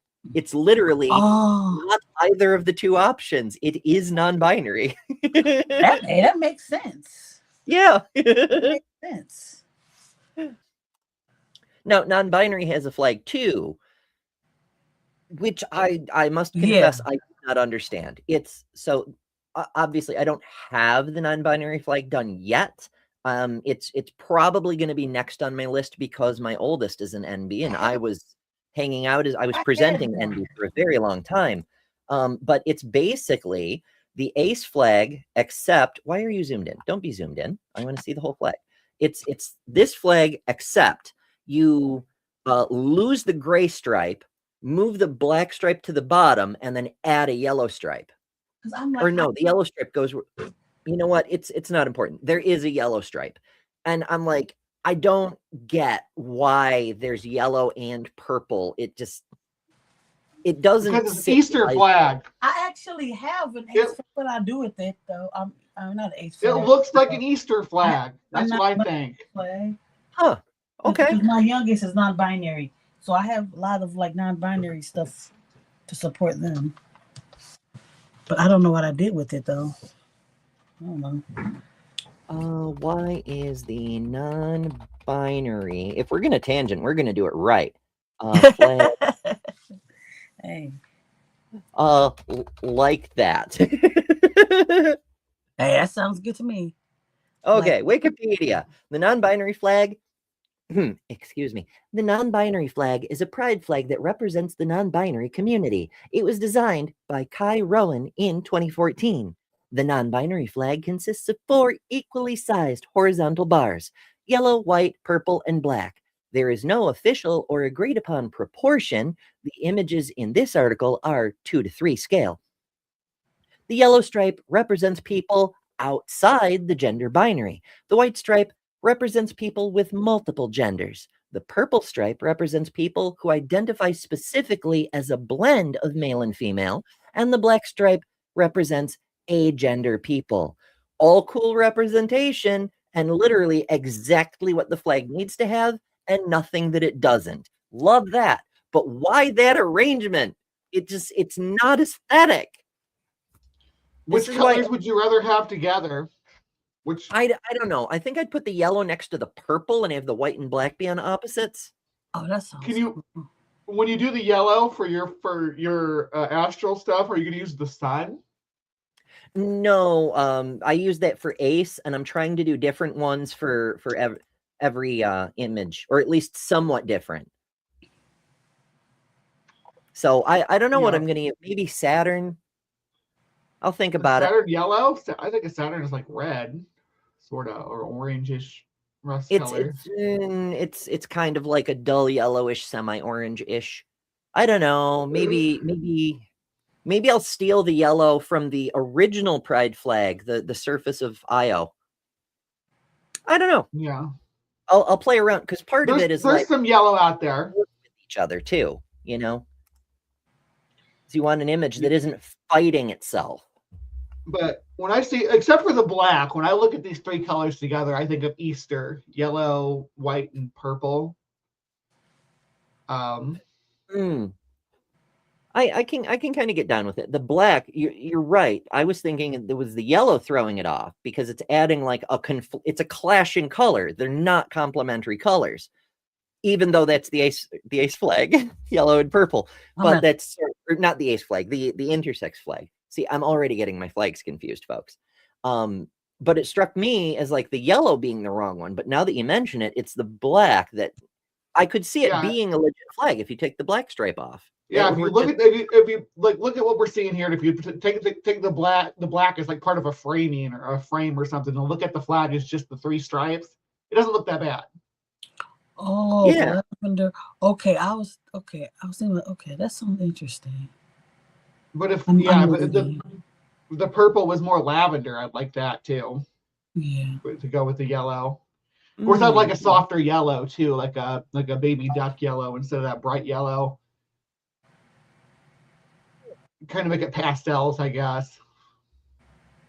I don't know. I'll tinker with it. Maybe I'll come up with a custom version just to fix the aesthetics, and then the NBs will all be mad at me.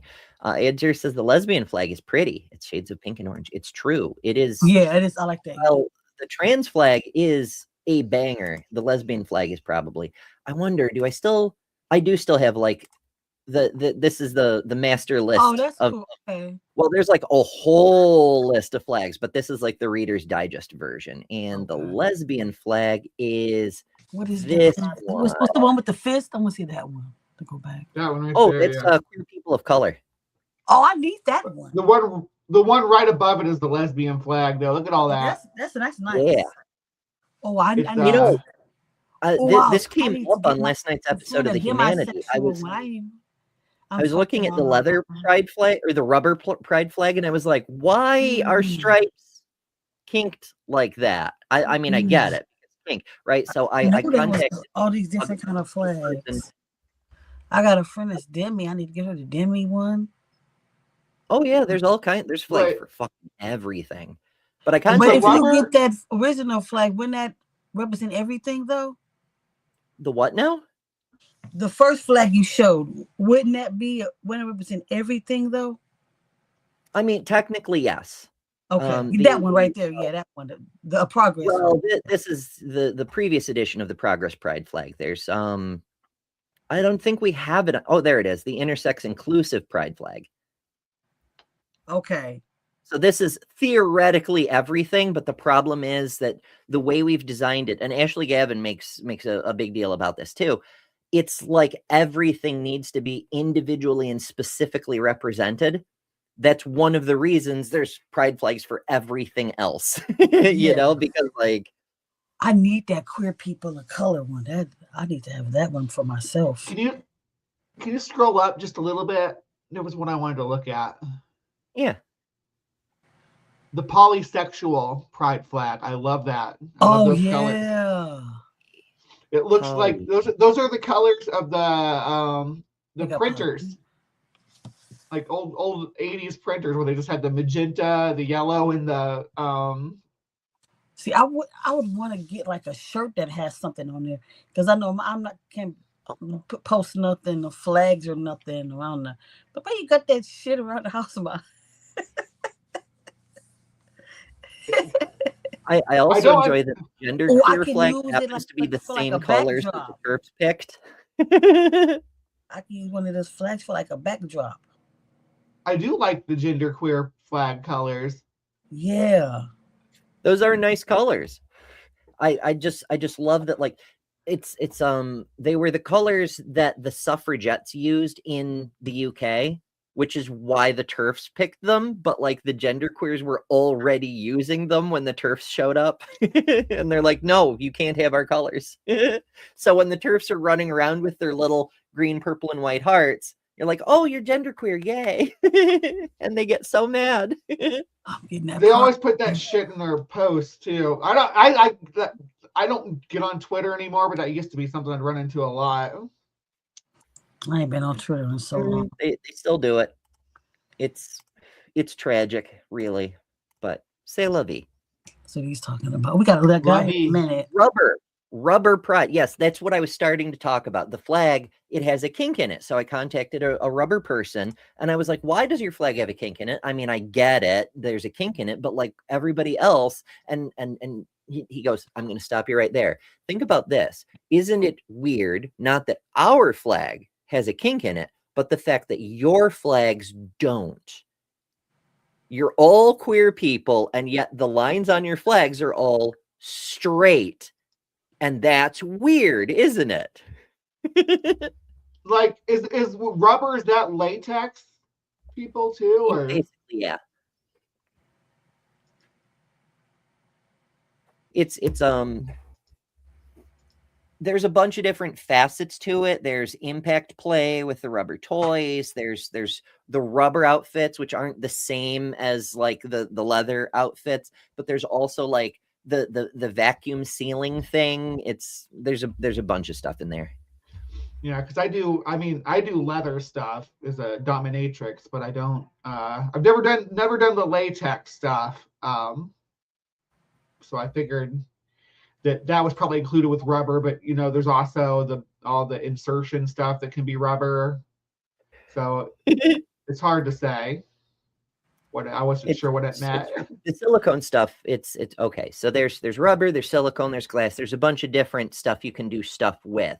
Make sure you know the cleaning instructions of your thing and use it between. Don't put like a silicone thing in a dishwasher. You're gonna have a bad time. Also, you make sure your lubes are right for silicone if you're using silicone, because some lubes will degrade your silicone. Yeah. You don't want to be leaving pieces behind. I honestly thought when I saw rubber on there, on the rubber flag on there, and I'm not throwing any shade, I thought it was for those people that like to have sex with those rubber sex dolls. I thought that's what it was for. And I'm like, oh wow, they got their own flag. Water safe. I mean, maybe. I honestly, I don't know that much about it because I never really got into it, but most sex toys are hand wash only. There might be people who have pride for like dolls and such. The inflatable fan club. Well, most of them aren't inflatable. I mean, there are inflatable ones, but most of them aren't they're like just full-size silicone women that I can only assume these guys just have sitting around their apartments while they're just living their life. It was somebody. He had a girlfriend. He was this, his doll girlfriend. Yeah. Weird thing, but yeah, he was like spending time with her. He was like, "This is who I love. Who I want to be with." And he was and I think he actually had like somebody do like a marriage for this crazy doll. I was That's wild. Yeah, I could find an episode, but that man was weird. 8 billion humans. Every weird, wild thing you can think of definitely happens somewhere to someone. I was like, what? It's crazy. It's crazy. But speaking of crazy, we have to wrap up. It's time and then some to send everybody over to Lil to hear about the political adventures. And all that talking, y'all ain't even let me go to sleep. Thought this was supposed to be the sleep episode. The nap episode. It's like to reset your system, to clear your brain, to help like all your body systems benefit from it. There's a bunch of good stuff. But I don't know if people want us to dive deeper, to sleep more deeply, if you will, or to do dreams, whatever. Let us know in the comments. That's what the comments are there for, right? Thank you all so much for watching. Thank you.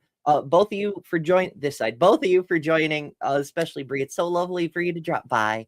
It's happy to be here. Yay, Darwin Day. This is for Brie.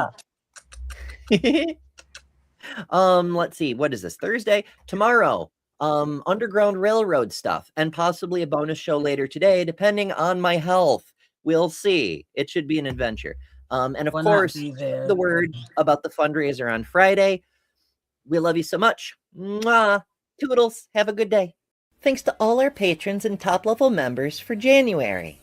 Miranda, Karen Butcher, Jessica the Transmetal Alchemist, Robin Webster, Maya Adkisson, Jimmy Tux, Ian Chen, Lilith, Ember Lynn, The Barely Bearable Atheist, Eric Wander, Jason Jacoby, Lil of All Trades, Deviant Outcast, Secular Feelinist, Kelly King, the Detroit Atheist Queen, Geo Sam, Thriver Scapegoat, the Godless Engineer, Why Because Weed Bro, and Katie Bluebird. And you can add your name here next month by signing up at patreon.com/betterthanember or by joining Emberships here on YouTube at the Cinder level, which also includes all the custom emojis, tons of member-exclusive content, member-only live streams, and a bunch of other stuff. I deeply appreciate all the supporters who keep this channel going. Thank you so much. Because of you, we're building a wonderful community that I'm very proud of.